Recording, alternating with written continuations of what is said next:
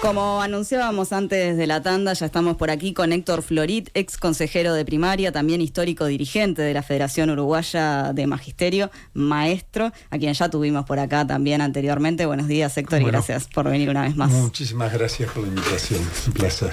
Héctor, estamos hablando mucho ahora de la precandidatura de Robert Silva y queremos preguntarte justamente por el ciclo en que estuvo, ¿no? Silva como, presidente de la ANEP. ¿Cómo catalogarías ese tiempo? Bueno, no creo que se recuerde con demasiada importancia, es decir, fue una gestión muy mediática, basada en discursos públicos, con poca comunicación interna. Es uno de los temas que más se señalaron por parte de los docentes, de los colegas, de los profesores, que se enteraban por la prensa de decisiones que afectaban el quehacer cotidiano. Con una transformación muy anunciada y que en los hechos no llegó a las aulas, lo que algún colega, Martín Pasturino, llama una transformación de papel, con mucha planificación, mucho documento y poco cambio en la cotidiana de las escuelas y de los liceos, con algunas renuncias que empezaron por la directora de formación docente apenas comenzó, que después siguió con la directora de primaria, su director de educación media, y por supuesto el propio presidente de Codicen, que opta por una carrera política con intereses personales en detrimento de una gestión educativa en un hecho sin parangón en la historia de la ANEP, del Codicen, del CONAE incluso, que alguien deje la gestión del organismo más grande que tiene el Estado uruguayo, donde se juega el futuro de 700.000 estudiantes, para afanarse en proyectos personales. Esto yo creo que no es un buen antecedente, creo que ubica a la educación pública en los fragores de la política. Este término lo usaba Varela, reclamando que precisamente la educación pública quedara exceptuada de esta cuestión de ubicar en lo político partidario, en los intereses sectoriales, lo que tenía que ser el bien común de un proyecto colectivo que construía la nación. Bueno, yo creo que el doctor Silva fue transitando de ser un representante de un grupo de docentes a optar por una candidatura a la vicepresidencia, generando un primer abandono de su cargo, en ese caso electo, y luego que tiene la venia del Senado, reedita una conducta que yo, insisto, creo que le hace mal a la educación, mal al sentido que tienen los entes autónomos en el Uruguay, y por supuesto me parece que tampoco le hace bien a la política pensar en la educación como trampolín para carreras personales. Claro, pues es una discusión que no tenemos en torno a otros organismos, ¿no? Organismos grandes, porque hablamos de los precandidatos del Frente Amplio, por ejemplo, en las intendencias de Canelones y Montevideo, ¿no? Si bien COSE pidió licencia, no se retiró, pero no de otros ministerios, ¿no? Cuando renuncian para dedicarse a esto, pero distinto parece ser el caso de la ANEP. Por la tradición del Uruguay. El Uruguay tiene una tradición de que la educación es autónoma. Tiene todo un desarrollo que parte del pensamiento de José Pedro Varela, pero que se construye a lo largo de todo el siglo XX, cuando se crean los entes autónomos en la educación. Estoy hablando de la segunda década del 20, en el caso de primaria, ¿verdad? Y además, ¿alguien se imagina el profesor Pibel Devoto renunciando para iniciar una carrera política personal? Imaginable. Al profesor Rama, al doctor Yerzábal, es decir, veníamos cuidando y menciono precisamente referentes académicos de 3 partidos políticos, ¿verdad? Distintos. El Uruguay venía cuidando mucho que quien presidía la ANEP, la educación pública, era alguien que tenía una adecuada distancia de los intereses sectoriales y de las carreras partidarias. Hoy queda habilitado no solamente porque Robert Silva hace esta opción, sino porque también delega en una persona que no tiene los méritos que la ley le reclama. Entonces da la impresión que se privilegió absolutamente el proyecto político partidario y se dejó de lado los intereses educativos. Fíjense que la segunda persona que tenía el Codicen era el doctor Gavito, que ya había sido presidente del Codicen. Es decir, no es que no hubiese en el elenco personas que tuviesen trayectoria. Gavito había trabajado en la CONAPRO, había sido secretario general del Codicen de Pibel y fue director nacional de educación. Pero bueno, se puso por delante los intereses partidarios y las carreras políticas y se dejó de lado la educación. Y se termina eligiendo a Cardoso, a Virginia Cardoso. Cáceres, claro, ¿no? Sí, Virginia Cáceres. Por eso me refiero exactamente a que hasta la señal del relevo es poco cuidadosa con los méritos relevantes que la educación requiere y que la ley le impone, a pesar de que en la LUC ya se había adelantado que aquella demanda que habían tenido los sindicatos de la enseñanza en la CONAPRO en el año 84 y que la Ley General de Educación había retomado, que eran los 10 años de trayectoria como en la educación pública, eso la LUC lo dejó de costado. Es decir, uno hace la lectura de estos 5 años o 4 años y dice, bueno, la LUC fue preparando algunos cambios en el sentido institucional de la educación pública que se fueron corroborando, que se fueron confirmando luego en la gestión. Por supuesto, la incidencia del Ministerio de Educación y Cultura, por supuesto, una impronta político-partidaria muy contradictoria con la historia de la educación uruguaya. Entonces, bueno, son temas que creo que la próxima administración tendrá que corregir. Yo soy de los que creo que deberá haber alguna ley que corrija algunos aspectos que fueron modificados por la LUC y que son francamente negativos para la educación pública. Florid, recientemente se conocieron los datos de desigualdad y de pobreza. Si bien no difieren mucho 2023 con lo que fue 2022, es muy poquita la diferencia, sobre todo por el margen de error, sí hay una diferencia con lo que fue el 2019. Y bueno, quizás la pregunta aquí sea, ¿cómo interfiere esto, cómo influye esto de la pobreza, sobre todo infantil, en lo que tiene que ver con las escuelas públicas? Sí, yo creo que fue una situación muy compleja en el año 2004-2005, para hacer la mirada larga. Ahí se había llegado a un tercio o más, un 40% de pobreza, y hubo un trabajo sistemático con una serie de políticas generales, pero también particulares en la educación, ¿verdad? Ahí se trabajó intensamente para paliar los efectos de la pobreza. Me refiero a los maestros comunitarios. Los maestros comunitarios son del año 2005. Hay mucha gente que dice los maestros comunitarios como si fuera una cuestión de toda la vida. De toda la vida. No. Fue toda una construcción que hace la primera administración del Frente Amplio. Se trabaja para ampliar las escuelas, aprender, que antes era de contexto crítico, y alcanzar los 2 primeros quintiles de la distribución. Se pasa a lo largo de las 3 administraciones de tener 104 escuelas de tiempo completo a tener casi 300. Es decir, se genera una impronta de transformación y de atender priorizando la extensión del tiempo pedagógico muy importante.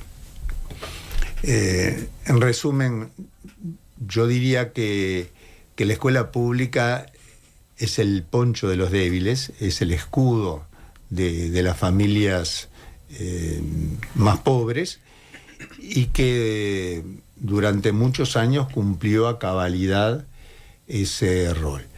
Eso no quiere decir que no se reivindique una mayor igualdad, todo lo contrario. Es decir, no son solamente políticas públicas de carácter estructural, como puede ser la salud, la educación, el sistema de cuidados. También hay que pensar en una distribución menos injusta y que no condene a ese más del 20% de los niños a la situación de pobreza. Si uno piensa que hay un 7% de hogares pobres, dice, bueno, en realidad hay un hogar pobre cada 14, 15 hogares. Pero cuando llegamos a las personas, ya trepamos al 10%, es 1 de cada 10. Cuando llegamos a los niños, es 1 de cada 5. Y cuando llegamos a los niños que van a la escuela pública, es 1 cada 4. Y cuando llegamos a las escuelas públicas de determinados barrios, claro, ahí llegamos además, claro, casi a 1 cada 12. Es decir, si pensamos en hogares monoparentales de jefatura femenina, se duplica la tasa de pobreza. Si pensamos en hogares afrodescendientes, se vuelve a multiplicar. Es decir, la segmentación social, la desigualdad en el Uruguay es un dato que lastima, porque está duramente focalizada en ese sector de por sí ya más vulnerable, que son los niños. Y pensando en este fenómeno, ¿cuál es el rol que le cabe a la ANEP? Y pensando, por ejemplo, en lo inmediato, ¿cómo están funcionando hoy los comedores en las escuelas? Bueno, el sistema de alimentación escolar es una política muy importante. Yo quiero recordar que el Programa Mundial de Alimentación de Naciones Unidas recibió el premio Nobel en el año 2020. Es decir, la alimentación, y particularmente la alimentación escolar, no es solamente una cuestión central en nuestro país, es una cuestión en el universo, ¿verdad? Hay algo así como 400 millones de niños que comen en los sistemas escolares, la mitad de los escolares del mundo. Entonces, tiene que jugar, y tiene que jugar muy bien, porque el Uruguay construyó el sistema, el programa de alimentación escolar en el año 1920, es pionero en América Latina. En las administraciones anteriores recibimos reconocimientos internacionales en foros de toda América por la cobertura que tiene el programa en primaria, es el 70% de los niños, por la calidad de la prestación y por la forma de gestión. Hay que pensar que cada director gestiona el servicio con el apoyo de la Comisión de Fomento, y cada compra que hace el director tiene el control social de la Comisión de Fomento que avala o no la compra. Y por el financiamiento.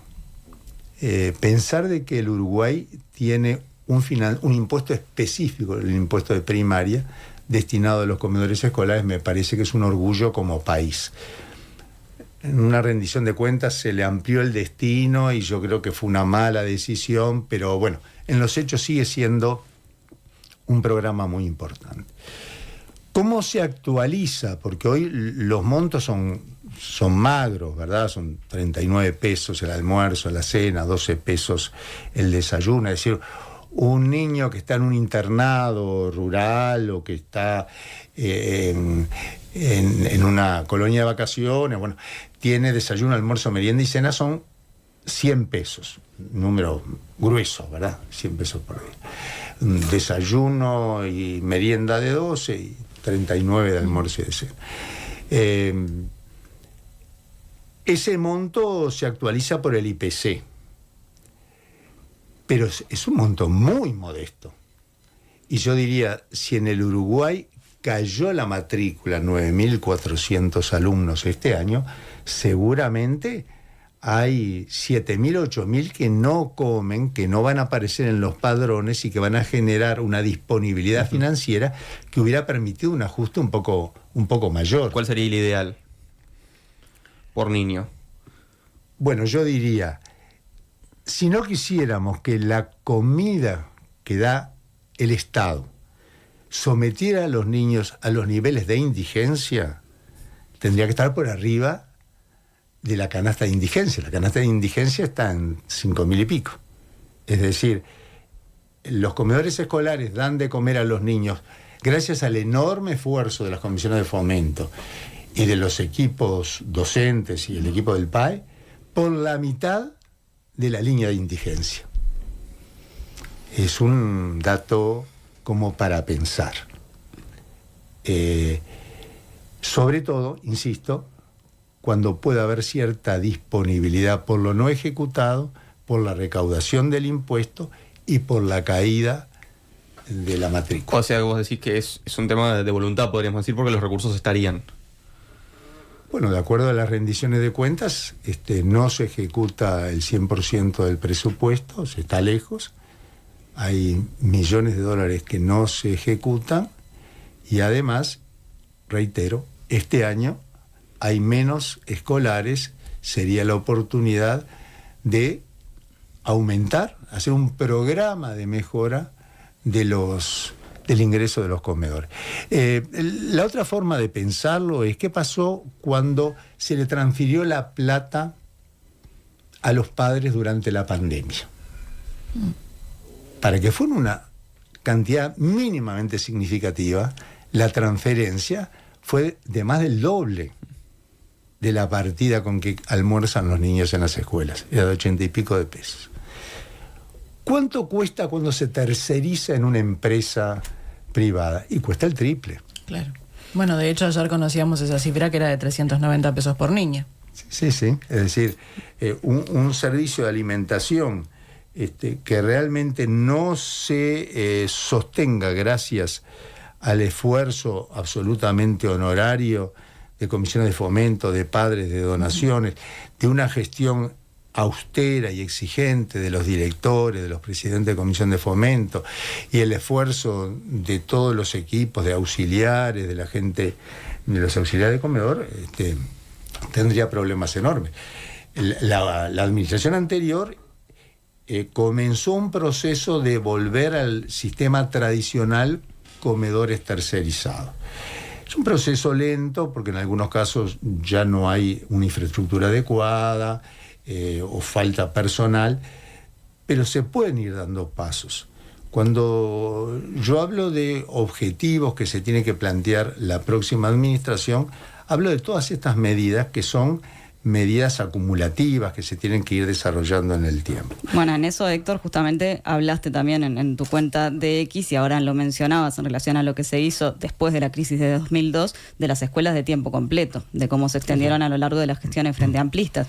¿Qué pasó con esas escuelas de tiempo completo durante esta administración? Bueno, hubo un notable enlentecimiento de la expansión. Es decir, tiempo completo es una política reconocida por todos, es una política que tiene una evaluación de impacto muy positivo. Tengo acá sobre el escritorio la evaluación 2013-2016, que demuestra que se obtienen mejores resultados. Por otro lado, son la oportunidad de las familias de tener los niños durante 7 horas y media en una institución donde están atendidos, donde están cuidados, donde hay alimentación, donde hay profesores, donde hay maestras. También es la oportunidad para un currículum más amplio, donde el niño aprenda no solamente la matemática o la lengua o los contenidos más tradicionales, sino inglés, segundas lenguas, arte, informática, etc. ¿Verdad?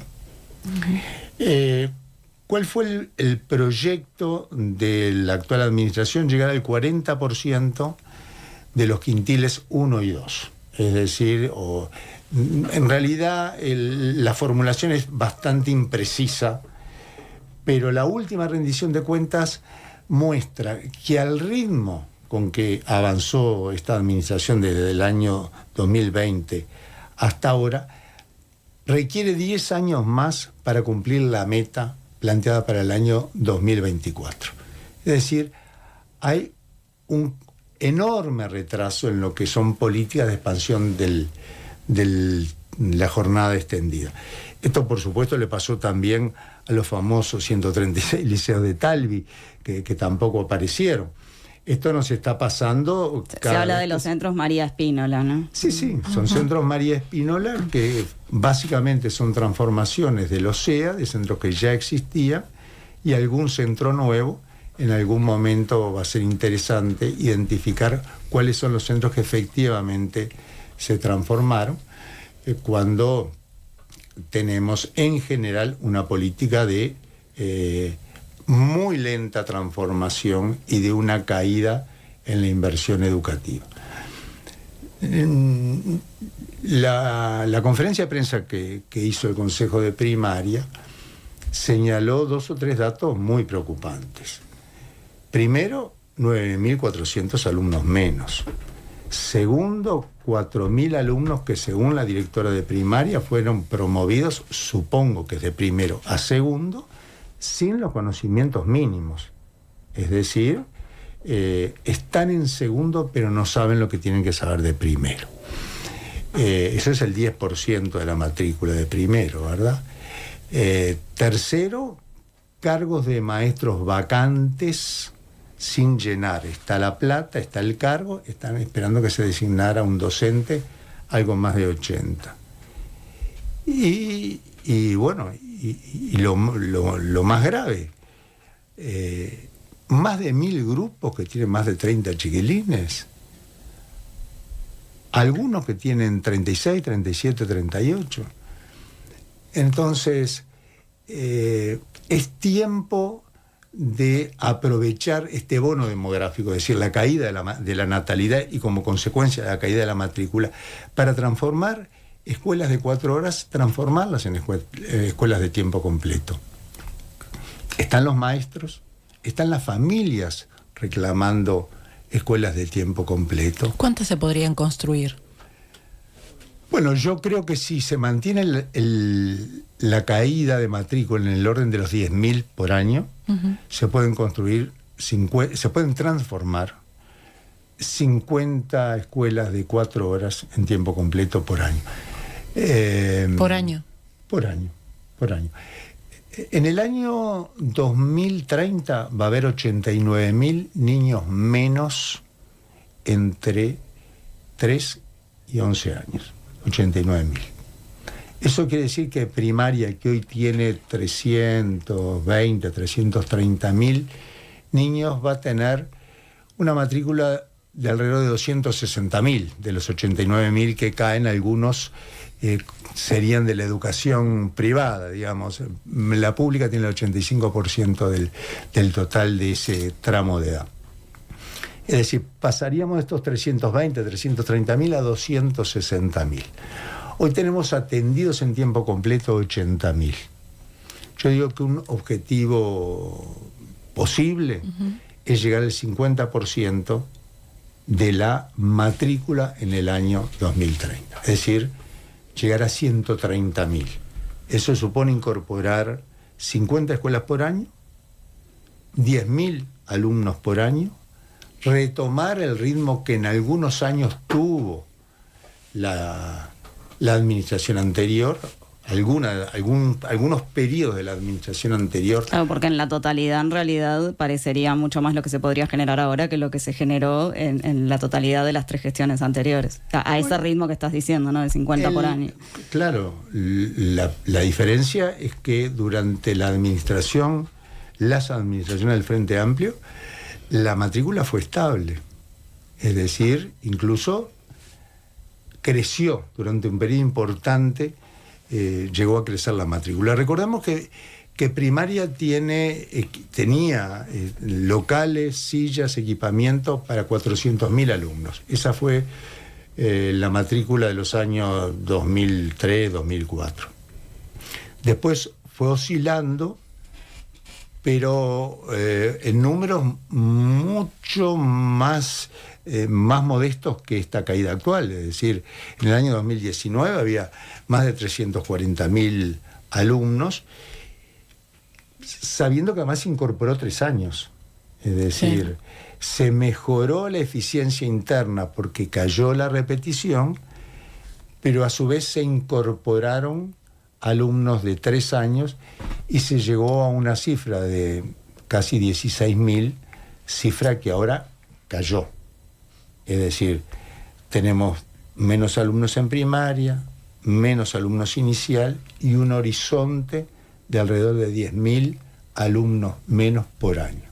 Tenemos los cargos, es decir, ahora no hay que hacer un esfuerzo financiero por los cargos, simplemente cuando en una escuela o en algunos grupos de una escuela cae la matrícula, se reajustan, se reacomodan esos grupos, va a sobrar seguramente algún maestro porque de 3 primeros van a quedar 2, y ese cargo se puede trasladar, el término nuestro es reajustar, a una escuela que pase a tiempo completo, y entonces ir a un modelo de escuela de tiempo completo donde haya un docente en la mañana y un docente en la tarde. ¿Es algo muy nuevo? No, en algún momento eso se hizo en la escuela 184, en el barrio 40 Semanas, en la década del 90, cuando no había cargos de 40 horas. Las escuelas de tiempo extendido, que esta administración no creó ninguna, y que quedaron 65, es otro modelo parecido.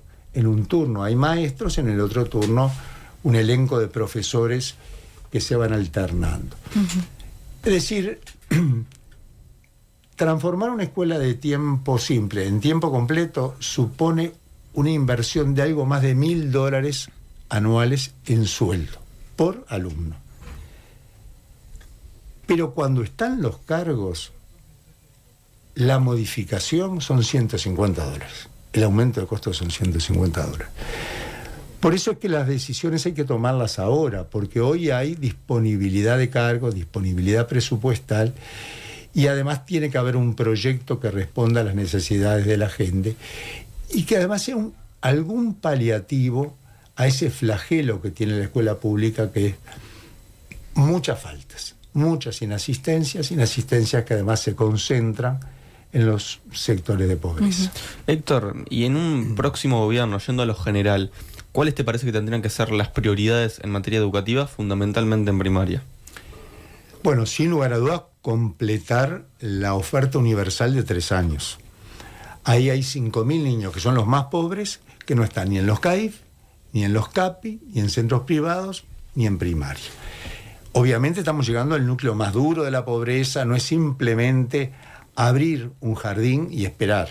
No, son políticas activas de incorporación, es transporte, es alimentación, es trabajo social en el barrio de promoción.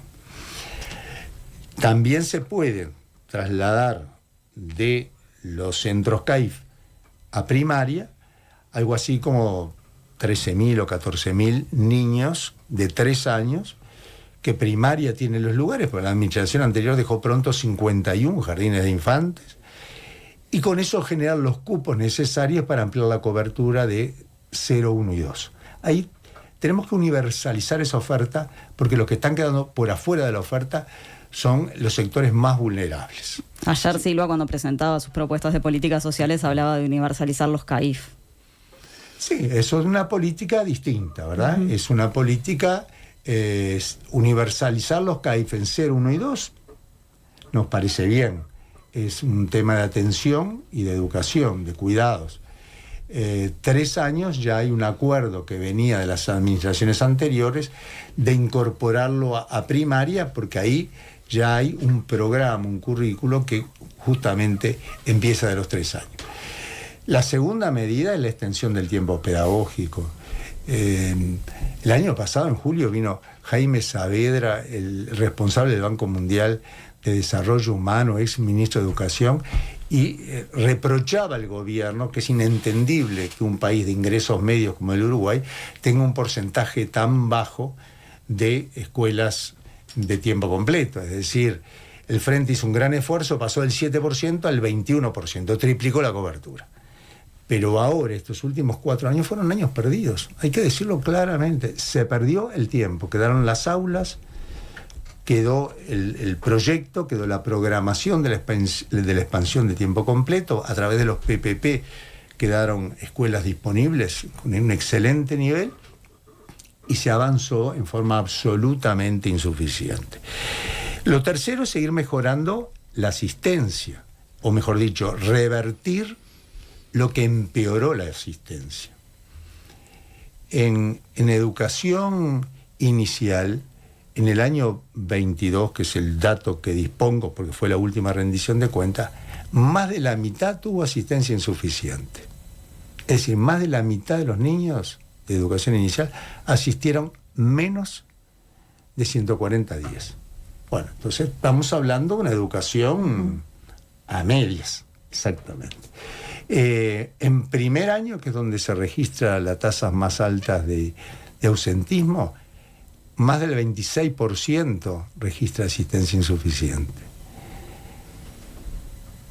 En toda primaria se llegó un número récord de inasistencias, más del 20%. Y el promedio de días asistidos fue el mínimo de los que hay registro, 152. ¿Cómo se puede hacer una campaña de bien público centrada en la transformación educativa cuando tenemos cuestiones más urgentes que resolver? Que es convocar a las familias a ir a la escuela todos los días, a retomar aquella consigna del cero falta como prioridad para hacer de la escuela el lugar de encuentro, el lugar común, el lugar donde efectivamente se construye ciudadanía. Héctor, ahora están estas propuestas concretas, ¿no? Por ejemplo, de la inasistencia cero, pero evidentemente cuando asuma un próximo gobierno, el próximo año va a tener que ver qué se hace con esta reforma educativa, particularmente si se trata de la oposición, me refiero, ¿no? ¿Cuál es tu idea? No tenemos mucho tiempo, pero por lo menos para abordarlo brevemente. ¿Se debería tocar algo de esta reforma educativa? ¿Se debería terminar con toda la reforma, dar marcha atrás? Hablabas ahora algo de la LUC, decía yo daría marcha atrás con algunas cuestiones que se establecieron en la LUC. Sí, en lo personal me parece que la cuestión pedagógica, didáctica, tiene algunas novedades y otras cosas que ya se venían haciendo, ¿verdad? El marco curricular, un trabajo donde se incorporan las competencias, donde se trabaja en perfiles de egreso, es de la administración anterior, yo diría a partir del año 2012, 2013 se hizo un proceso. En esto yo creo que un espacio amplio de consulta con los docentes, respetando las ATD, va a permitir hacer ajustes donde salgamos de la transformación de papel y pasemos a la transformación sustantiva. Cuestiones concretas, bueno, la promoción automática yo creo que es inadmisible. Una cuestión concreta que yo entiendo que hay que inmediatamente derogar las próximas autoridades. Cuestiones de carácter legal, bueno, hay que volver a los consejos. Se demostró fehacientemente que las direcciones unipersonales se vieron desbordadas, no tenían capacidad de escucha de los docentes. No creo que nadie esté satisfecho. Me refiero incluso a los impulsores de la LUC. Creo que hay que encontrar los mecanismos de participación real de los docentes, sin duda y en forma rápida. Estas son cuestiones que yo creo que tienen que estar legisladas en los primeros meses de una nueva administración, ¿verdad? Por supuesto, hay que avanzar en la universidad de la educación. Ese es un tema querido y que esta mala solución impulsada desde el Ministerio de Educación y Cultura genera una enorme inequidad interna y lega a la próxima administración, la que sea, un problema muy difícil de manejar.